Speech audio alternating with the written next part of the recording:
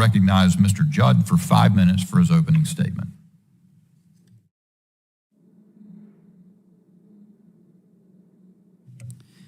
Chairman Bishop, Ranking Member Ivey, I really appreciate the opportunity to be here today to testify before you on behalf of my membership. I want to give a little perspective.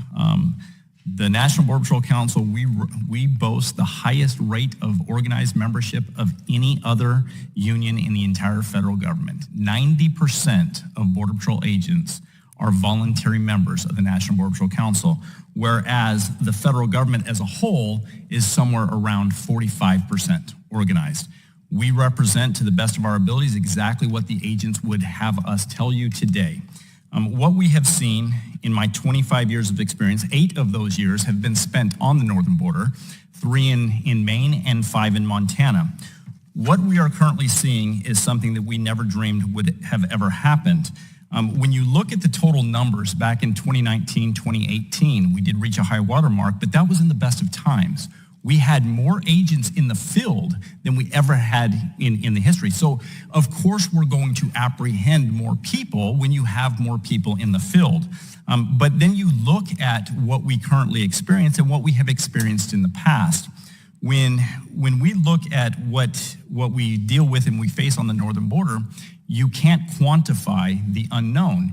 In fact, when I was stationed in Montana, there was a Canadian rancher who noticed that there were new trails that were going through his land. So what he did was he set up game cams to try to figure out what was going on. He actually captured right on the Canadian-U.S. border, he captured a vehicle that pulled up and picked up several people that crossed the border illegally. He turned the footage over to the RCMP. The RCMP then turned it over to HSI. HSI did an investigation, and they determined that an organization believed to be the Gulf Cartel, operating out of Texas, was making regular trips up to the northern border and were picking up to Montana specifically on a regular basis. They were making these trips, and they were picking up people illegally.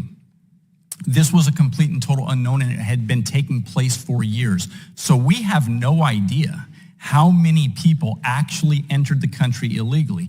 Then, of course, you have to look at what just happened north of Minnesota, right there on the Minnesota, North Dakota border, when you had 4 Indian nationals who perished due to the weather, and they were intending to cross the border illegally. In fact, we would not have even known that they were there if it wasn't for the people that did enter the country illegally and then called 911.